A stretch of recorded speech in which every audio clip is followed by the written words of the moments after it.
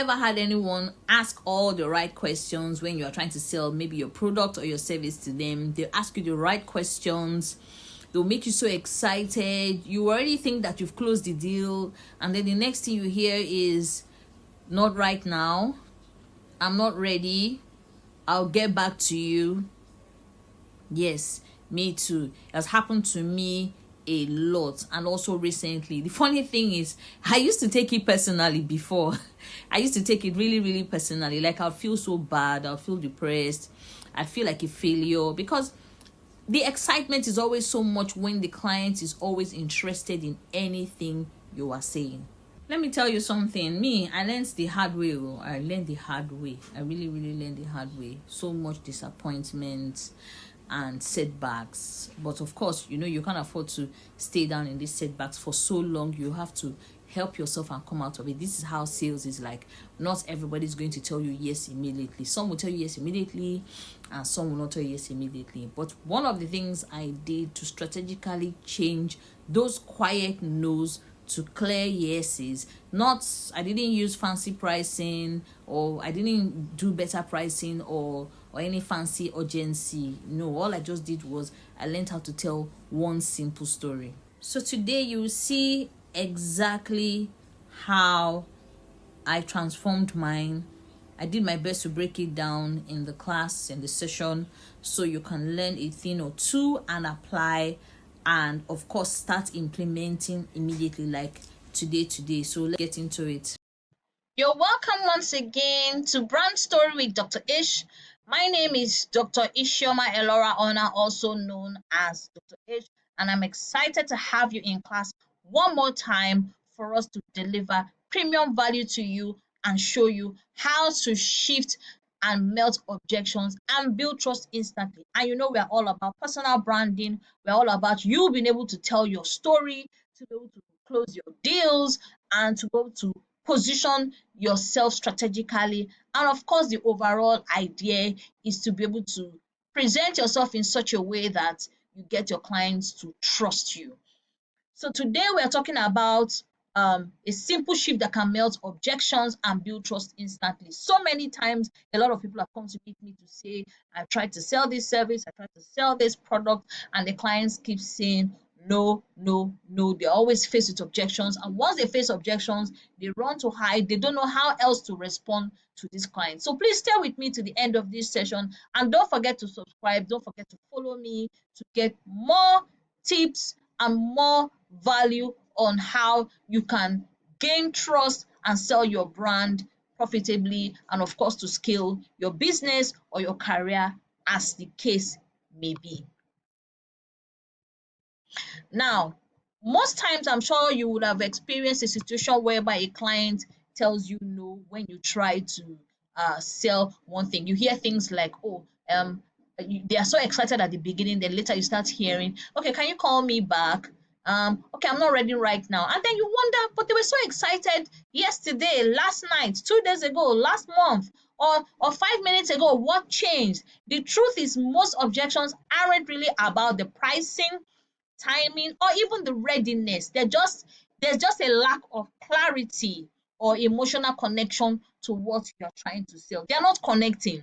Because sometimes you sell things to people and you're like, but it's obvious to you this person needs this service. It's obvious to you this person needs this product. But why are they saying no? So one of the things, definitely that they can afford it. Definitely that this is the right time they need it. And they're ready to have it, but there's just something you can't even place your finger on that is making them tell you no. It's usually because of lack of clarity or emotional connection to what you are trying to sell to them. Now, the real reason most people say no is when a potential client says no, is what they really mean is, I don't feel safe with you yet. I don't know if I can trust you yet. How about if I invest and you run away with my money? I don't see me your solution. I don't think you really understand the problem I'm going through. I don't think you really get my pain points.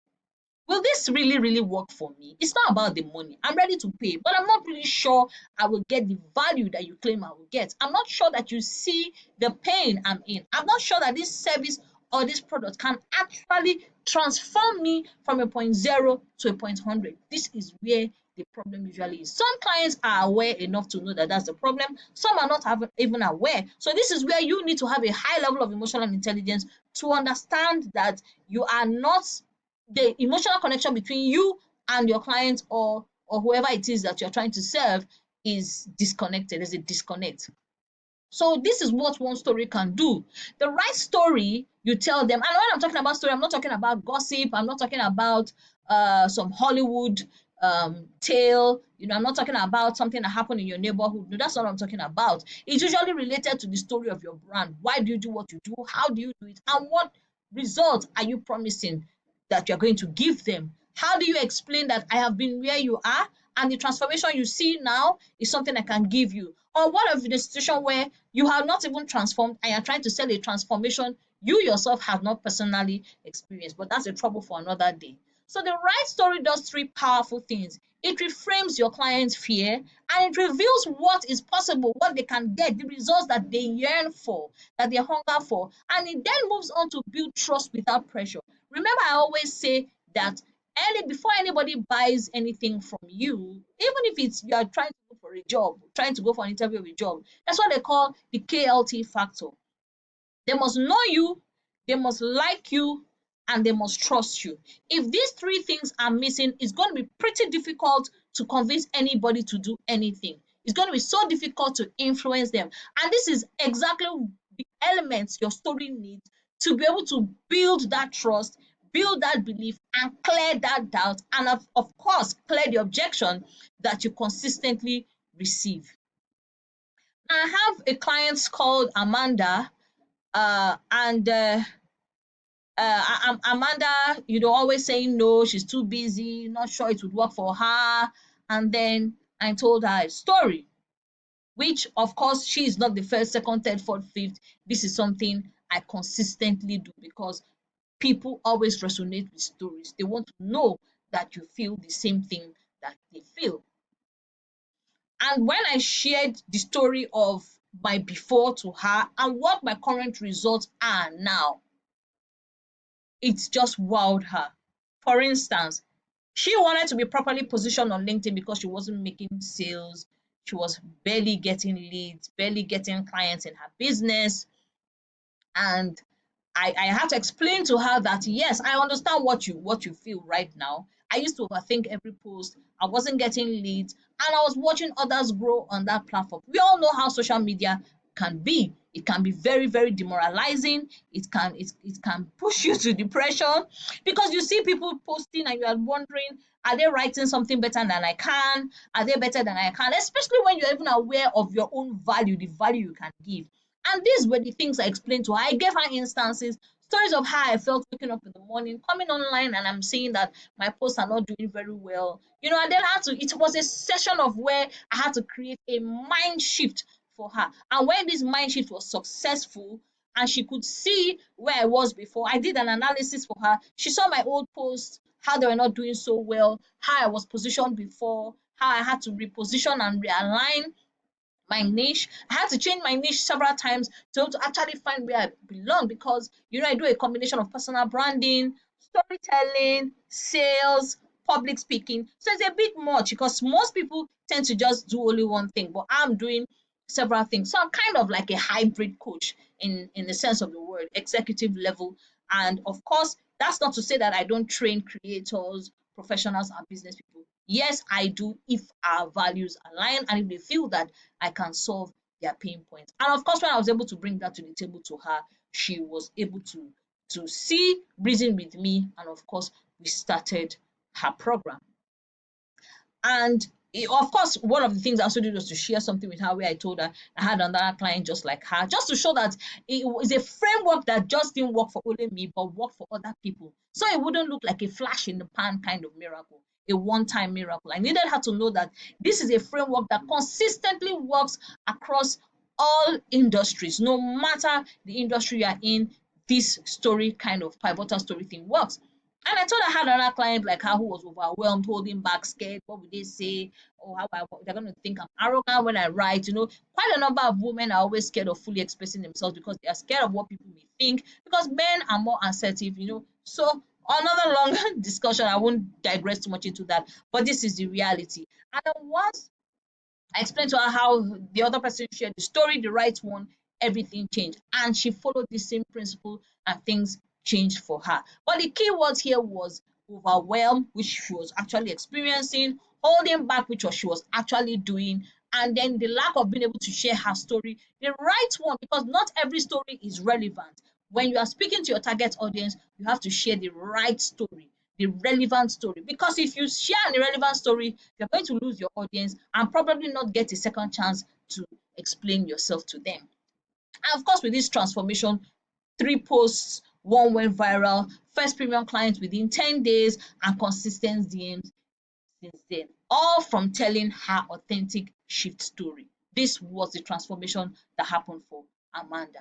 Just 3 posts, one went viral, and then she got her first premium client within 10 days. Of course, we had to strategically work on her. We had to work on her content strategy. We had to work on her repositioning. She had to be repositioned. We had to change her headline across board, all social media platforms to synchronize her brand. Not that you are a hairdresser on Facebook and that you are a banker on LinkedIn and you're a mechanic on Instagram. No, we have to synchronize her brand. So anywhere you go on social media, she is representing who she is, because this is the only way to build thought leadership and trust with whoever is checking you. Because before people buy anything from you, they're going to do their research on you to see if you can actually deliver. And trust me, you don't want to, your page actually speaks a lot about who you are. Same with your content, how you present yourself speaks a lot about who you are.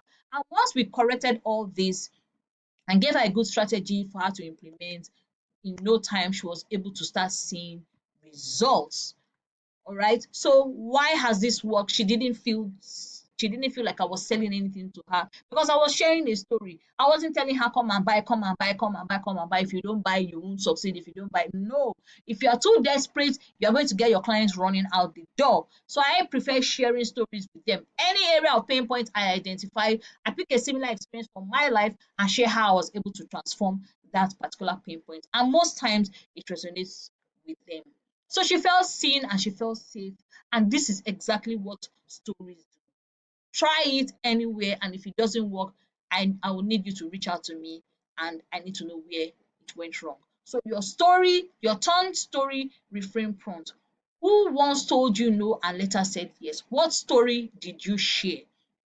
Rebuild that moment with what I have explained to you. Like I said, relevant stories, let them be attached to only the pain point you are trying to solve.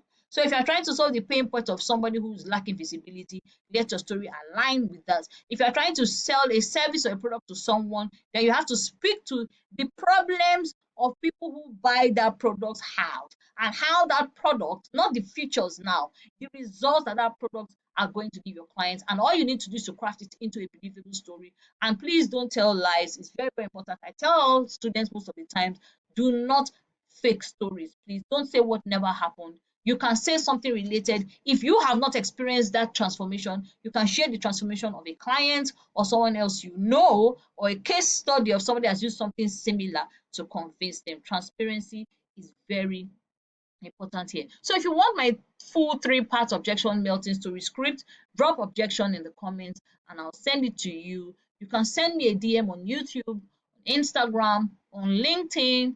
I'm active on all platforms, but I would prefer YouTube, Instagram, LinkedIn. Those are the first 3 that I always check regularly. And don't miss the next story formula in the series. I remain yours truly, Dr. Ish, and I would love to meet you in the next class. So here's the thing. People don't just need another pitch. In fact, many people are tired of pitches. A lot of clients are able to smell you pitching to them from a mile away. So people are basically tired of pitches. What they want is to hear a story or a transformation that shows them what is actually possible and shows them transformation success, like taking them from their pain point to a point where they no longer or almost no longer feel that pain again, from what is impossible to something that is possible. And this is where using that simple story you have just learned comes into play. It's something that if you keep trying, you get better at it. But the honest truth is, you need to understand your target audience, understand their pain point, and able to relate it to them in such a way that, you know, they feel like you get them, you understand them. That's what I want you to do this week. I want you to go back to your list of clients. Maybe just pick one of them that told you no, and then look at reframing your story to suit that fear that they're having, that disbelief that they're having, that indecision that they're having. Let the story be able to speak to that fear or that disbelief. So you can basically start by sharing this story, write it down, share it in the DM or in a webinar or even in your post, and then watch what happens. See how it connects emotionally with anybody who reads it. But of course, if you need my 3-part story objection melting formula or framework, you can drop in the comment section objection and I will send it to you directly. I'm Dr. Ish, and this is how we sell with story.